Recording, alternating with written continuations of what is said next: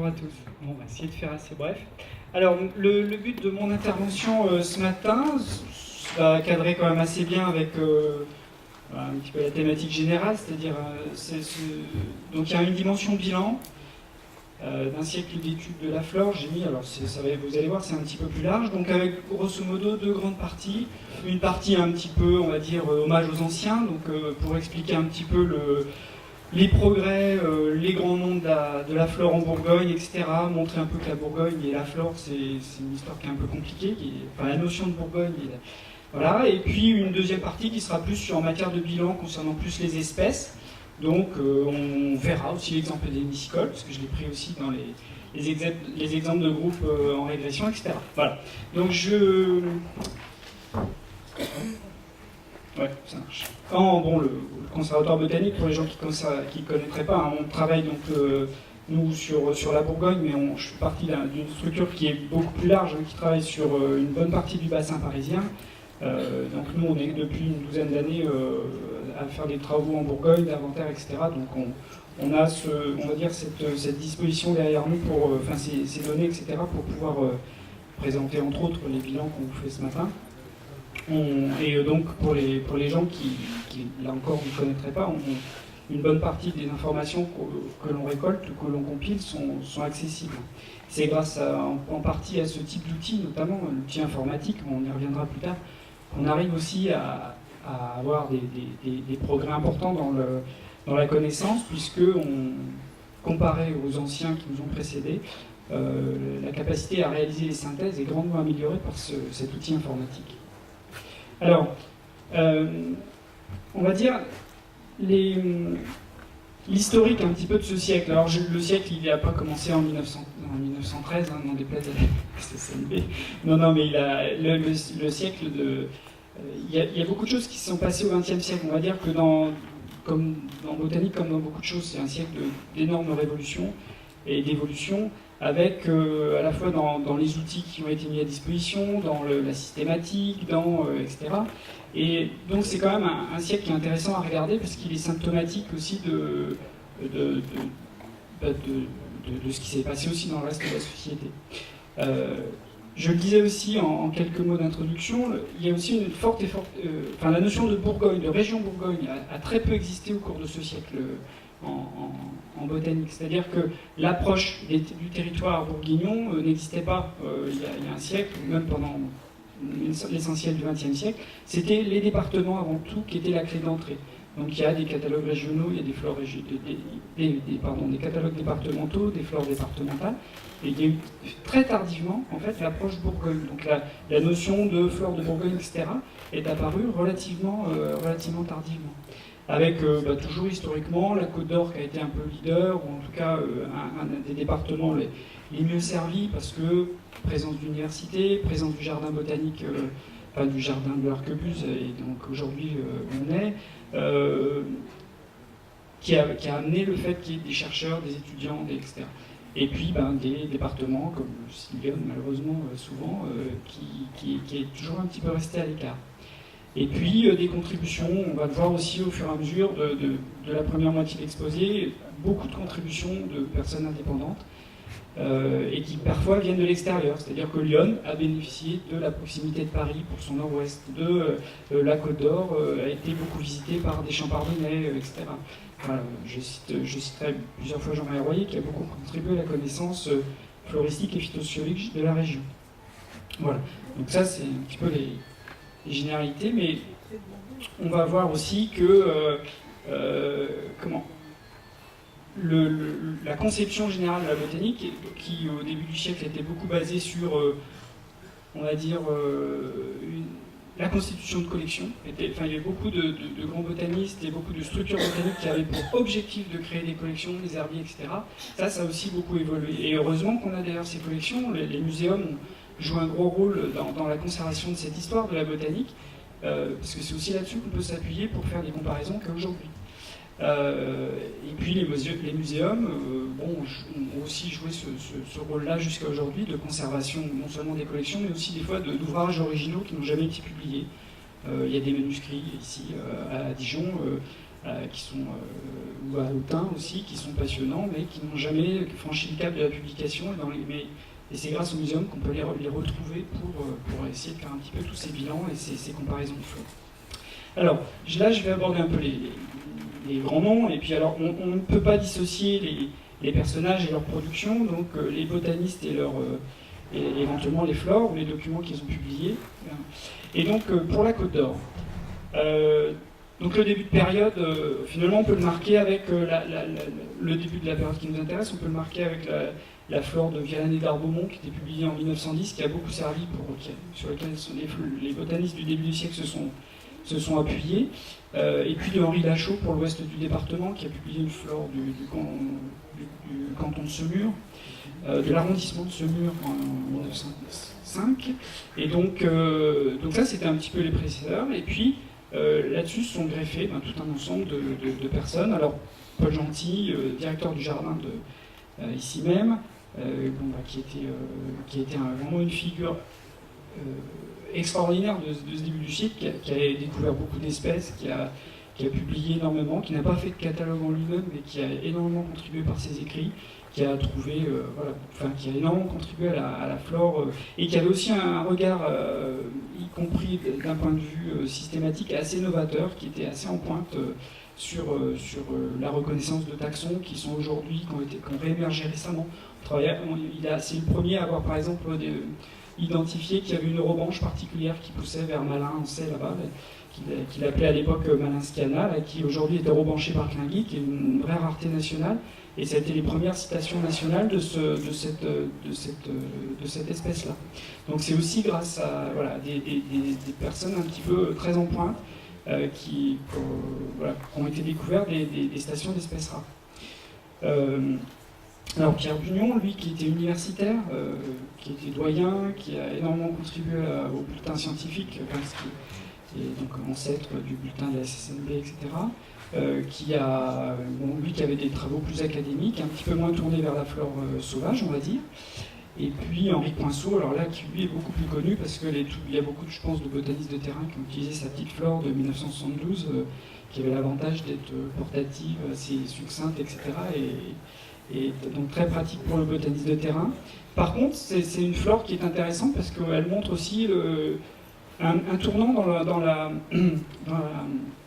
la vision territoriale. Je disais qu'il y a beaucoup de travaux départementaux purement.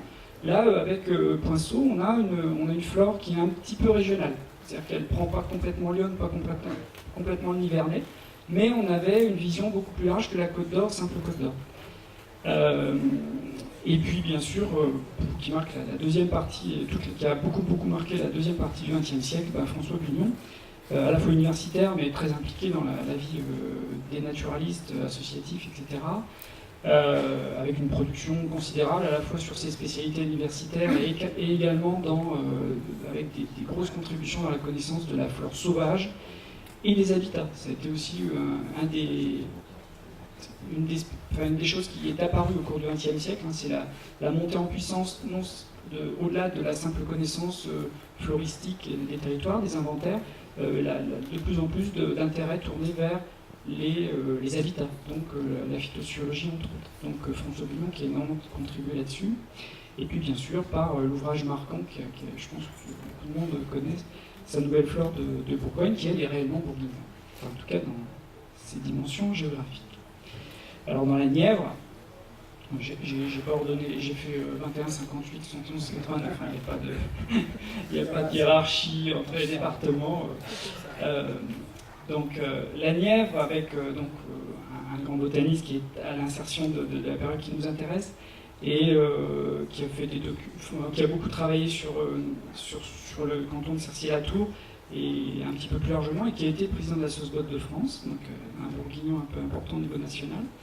Paul Delarue, qui est beaucoup moins connu, mais qui a été inventeur qui a trouvé énormément de stations remarquables, notamment sur Morvan. Et puis des gens qui aujourd'hui sont disparus, sont disparus assez récemment. Monsieur Braque et Jean-Emile Loiseau, là, souvent associés, pour des travaux indépendants ou associés, souvent en phytosociologie, qui ont beaucoup travaillé sur le corridor de la Loire, sur les habitats ligériens, Et puis également sur les habitats de pelouse, d'ourlets, qui ont travaillé sur le Berry, donc à cheval avec la région centre, etc. Donc des gens qui ont eu une grosse production aussi en phytosociologie, en botanique. Et puis Jean-Claude Felzi, qui a aussi, un peu dans cette lignée de Braque et l'Oiseau, travaillé sur la phyto de la Loire et de la Nièvre. Alors donc, finalement, une approche tout au cours du XXe siècle qui a été assez peu tournée vers les inventaires de ce département, et donc avec pas de production de catalogue marquant au cours du XXe siècle. Il y a eu voilà, y compris jusqu'à la fin, il a fallu finalement attendre le hors-série de Roger Gou, de Bourgogne Nature hors-série du Roger Gou, donc qui était de 2006 ou 2007, pour avoir un catalogue un peu réactualisé, strictement nivernais. Donc qui était un ouvrage quand même, finalement qui manquait, parce que les choses n'avaient jamais été faites auparavant. En Saône-et-Loire, les choses sont beaucoup plus contrastées. Il y a eu une vie énorme d'associations, sociétés savantes, avec, là je cite les précurseurs, François-Xavier Gillot et Charles Quincy, qui étaient vraiment plutôt des hommes du XIXe siècle dans leur approche, mais qui étaient respectivement à Autun et au Creusot des sommités nationales, voire internationales pour Gillot, et qui sont vraiment les emblèmes de cet âge d'or des sociétés savantes, et ces sociétés qui ont été extrêmement diversifiées et riches de production en Saône-et-Loire. Et donc il leur a succédé, je citerai essentiellement Émile Château et François Chassignol, qui ont coécrit un ouvrage vraiment magnifique sur le catalogue des plantes de Saône-et-Loire et des cantons limitrophes, qui est un ouvrage extraordinaire de modernité aussi par rapport à l'époque, détaillé, envisageant vraiment toutes les espèces, avec des commentaires intéressants. C'est, je pense, un catalogue qui est utilisé encore par des botanistes de terrain pour ne serait-ce qu'aller rechercher telle ou telle ancienne station, donc qui n'a pour beaucoup pas perdu de son intérêt, et puis qui permet des comparaisons absolument précises sur le statut de telle ou telle espèce. Puis après, il y a des creux, il y a un creux beaucoup plus marqué. Les après-guerres ont beaucoup joué sur l'activité associative et des sociétés savantes, mais un gros creux, et avec une reprise sur des travaux universitaires de M. Guido, qui s'est ensuite tourné vers la phyto, qui s'est ensuite associé, parce qu'il était son élève avec Jean-Marie Royer, et puis des naturalistes modernes qui ont beaucoup marqué, Marguerite Nicolas, M. Nectou, Henri Paraya, qui était au Creusot, qui a touché à beaucoup de choses, et qui était... Monceau, pardon. Qui était à la physiophile, c'est ça. Il était à physiophile et qui a touché à beaucoup de domaines naturalistes, mais qui était aussi botaniste. Voilà. Pardon, je ne sais pas tout le monde, mais il y a bien sûr une relève, mais on voit que c'est pas la même approche. Et puis dans Lyon, quand même, avec un gros, là aussi une base départementale qui était liée à la flore de Lyon de Eugène Ravin, et qui était vraiment une personne du 19e siècle, qui a aussi beaucoup marqué le début, le lancement de ce siècle, et puis qui a repris Constant Houlbert, qui a travaillé beaucoup sur la région parisienne, et qui a publié une flore du Sénonais qui était marquante, mais incomplète sur le département. Et puis après, voilà, une longue période de sommeil, et puis une reprise, là encore, plutôt dans les années 70, avec des travaux, des tentatives de catalogue plutôt tournés vers les espèces remarquables, Royer-Courtillot, par exemple, des catalogues, on va dire, partiels, et puis des études phytosociologiques, qui, là encore, grâce au travail de Jean-Marie Royer. Et puis, voilà, des botanistes modernes. Beaucoup ont tourné autour de la Société d'histoire naturelle, d'archéologie, je crois, je ne sais plus son nom exact, de Lyon, donc qui a un peu suivi tout ça au cours du XXe siècle. Geneviève Maté, je pense, etc. Donc des gens qui ont contribué jusque dans les années 90 avec des fois des productions intéressantes. Voilà. Le dernier ouvrage en date, je crois, sur Lyon étant celui de M. Savéan, qui n'est pas complet sur Lyon, mais qui a une tentative de synthèse sur ce territoire. Et puis, enfin, on va dire une petite synthèse là, sur les ouvrages qui ont été réellement bourguignons. C'est ce que je disais en introduction. Finalement, l'approche bourguignonne est vraiment très tardive. Elle a commencé avec un petit peu Poinceau, on le disait tout à l'heure. Elle n'a été vraiment complète que avec les travaux de François Bugnon et de ses collaborateurs pour à la fois le catalogue en 93, la flore de détermination en 95 et les compléments, le tome 3 en 98. Et donc là, on avait vraiment une flore de Bourgogne réelle et pertinente. Et puis après, à l'époque moderne, avec je pense aussi la montée en puissance de la dimension administrative, du niveau administratif Bourgogne, les travaux se sont beaucoup plus vite tournés sur cet échelon-là. On a un peu oublié le département, avec le synopsis de Jean Arroyer et de collaborateurs, et puis notre production du conservatoire botanique en 2008. Voilà. Et puis, donc, ces hommes, etc., on a vu, bon, ils étaient aussi symboles, par certains côtés, de structure. C'est-à-dire qu'il y a eu aussi des hauts débats, il y a eu des grosses évolutions par les structures qui ont porté cette connaissance botanique. Alors, de tout temps, il y a eu ça c'est clair, des indépendants, des botanistes amateurs, qui soient fédérés ou non au sein de la société, l'association de sociétés savantes. Il y a eu des personnes tout le temps qui ont parfois fait des travaux considérables de connaissance du terrain. Mais il y a, on va dire, certaines structures marquantes qu'on peut citer. Bon, l'université de Bourgogne, il y a eu, au début du siècle, c'était pas une structure extrêmement marquante par rapport à la botanique. On a dit qu'on y a vu Pierre Bugnon, puis François Bugnon, qui ont eu des places très importantes et qui ont fait tenir aussi à la botanique une place importante dans la fac de sciences. Mais après, on va dire après les fins d'activité, puis un peu les changements de mode au niveau des orientations de recherche, une décroissance complète, une baisse très très forte de la place tenue par la botanique dès les années 90, très rapidement. Pour aujourd'hui, plus des travaux tournés, on le sait tous, sur d'autres sujets que simplement la botanique, en tout cas a fortiori la botanique régionale.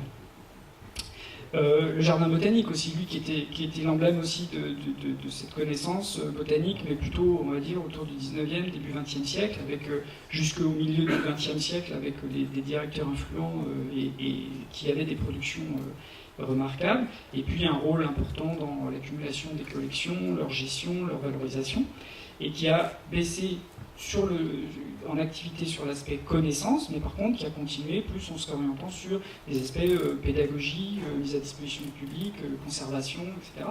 Donc plus vers le côté musée que vers le côté qui allait à l'extérieur de ces murs.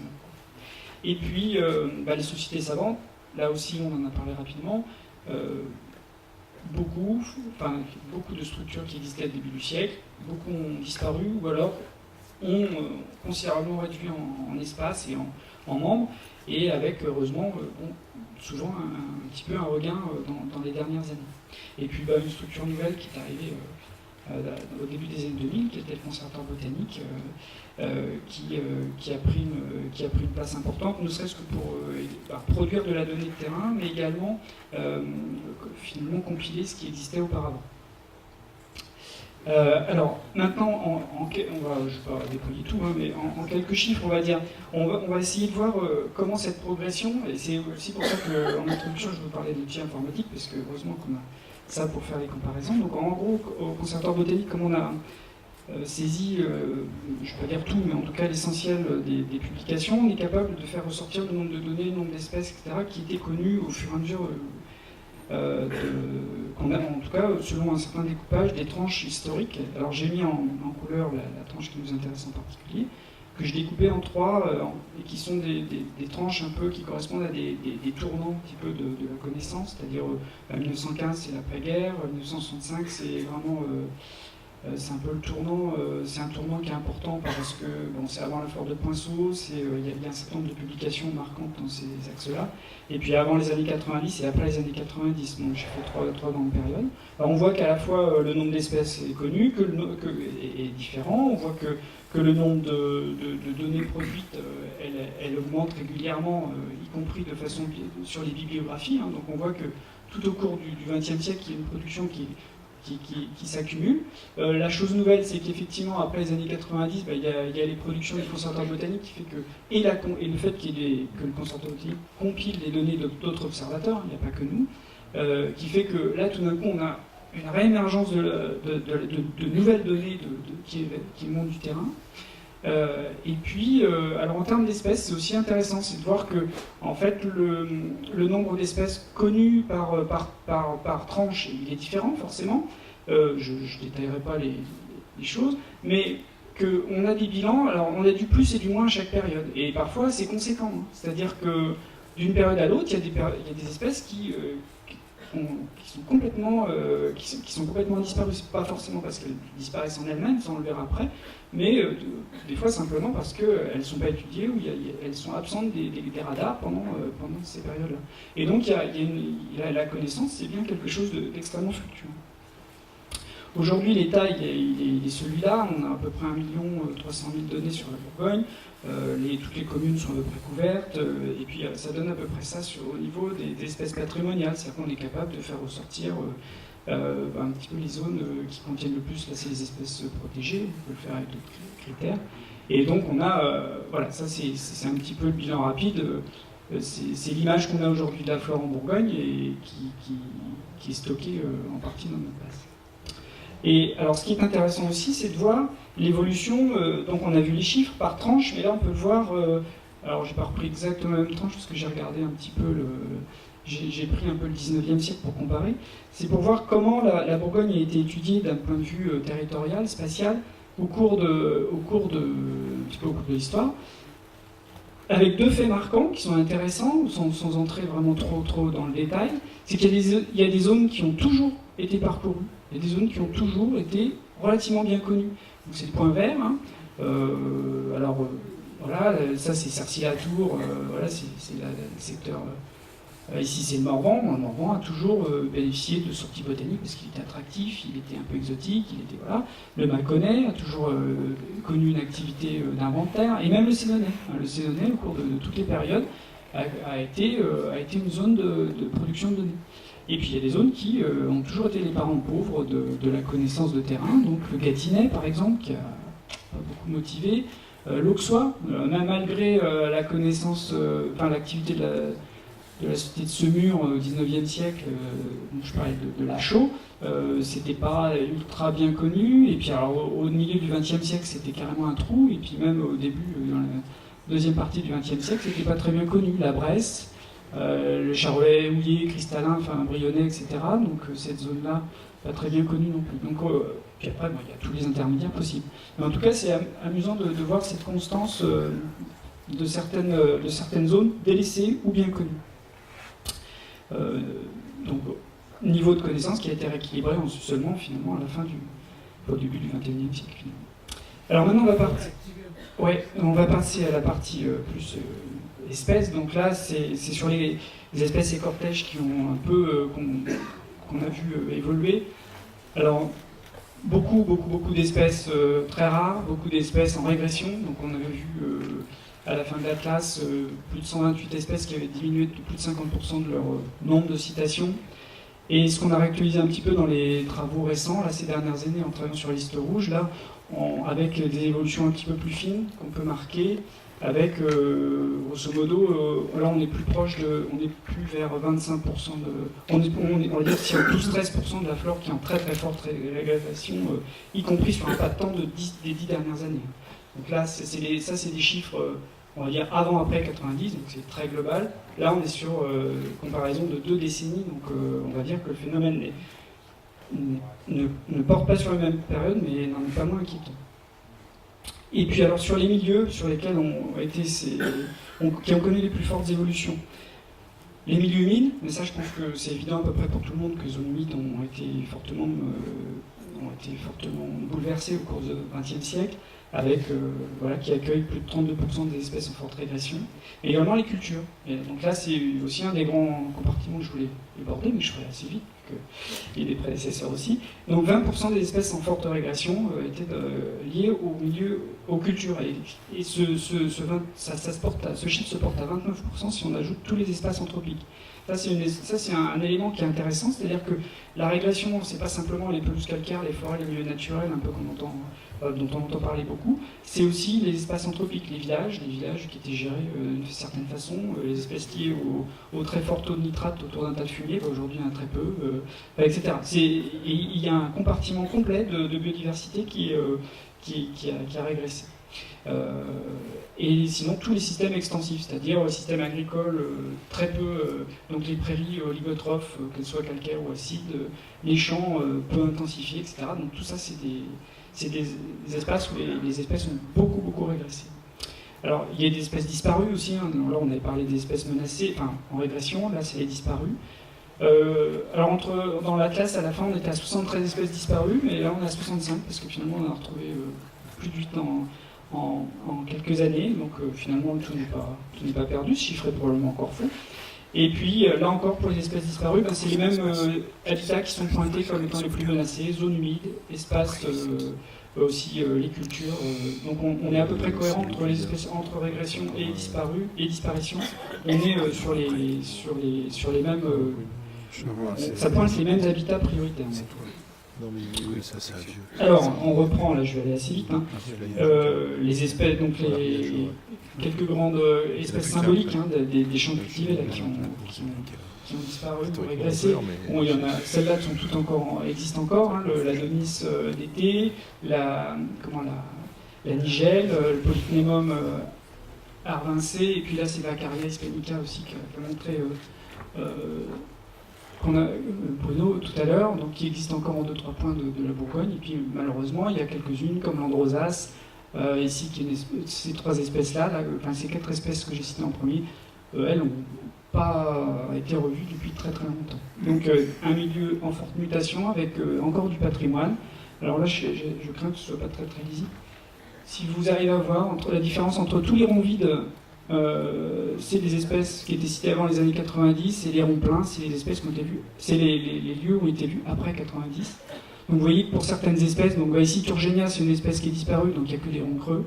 Et puis la nigelle, il n'y a que 1, 2, 3, voilà, 3 ronds, 4, ici avec des citations récentes. Voilà. Et encore, on ne parle que des espèces qui ont été on est capable de localiser que ceux quand ça a été cité dans une publication. C'est-à-dire que tous les catalogues où on mettait que l'espèce était abondante à l'époque, on n'a aucune mention de commune. Il fallait que, pour avoir un rond à l'époque, sur une carte comme ça, il faut que l'espèce ait été citée explicitement dans telle ou telle commune. Donc quand on disait, je sais pas quoi, le bleuet il était partout, on n'est pas capable de dire. Voilà. L'autre compartiment également que je voulais traiter, un peu illustré, on va dire, c'est les prairies humides, alors avec des espèces disparues, Orchis coriophora, des espèces où il ne reste plus que 2 stations, l'aspirante d'été, puis une espèce qui était en très forte régression et qu'on a retrouvé un petit peu plus dans les dernières années, la Blismus compressus.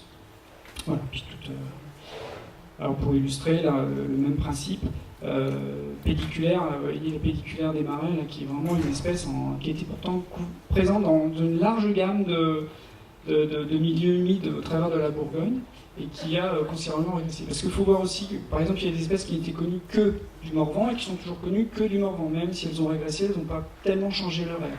Mais une espèce comme la pédiculaire, elle était présente, ça et là dans les prairies humides de la région, et aujourd'hui c'est des espaces exceptionnels. Hein. Il y a, grosso modo, c'est la Truchère et le lac de Marcenais, donc c'est très restreint.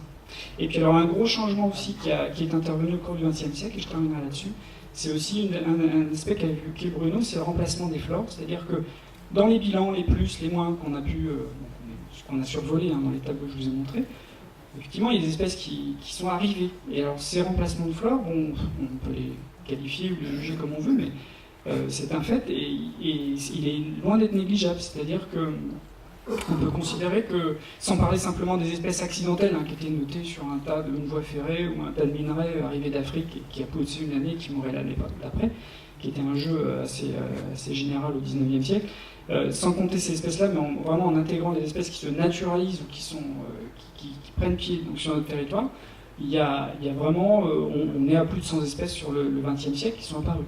Quelques-unes de ces apparitions.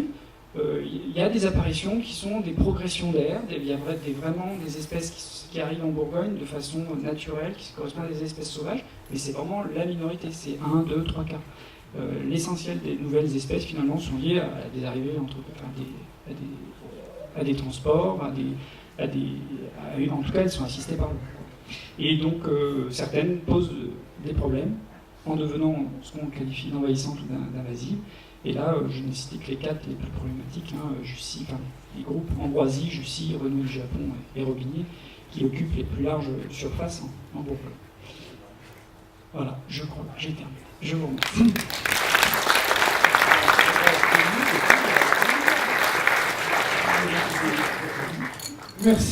Merci pour cet exposé complet.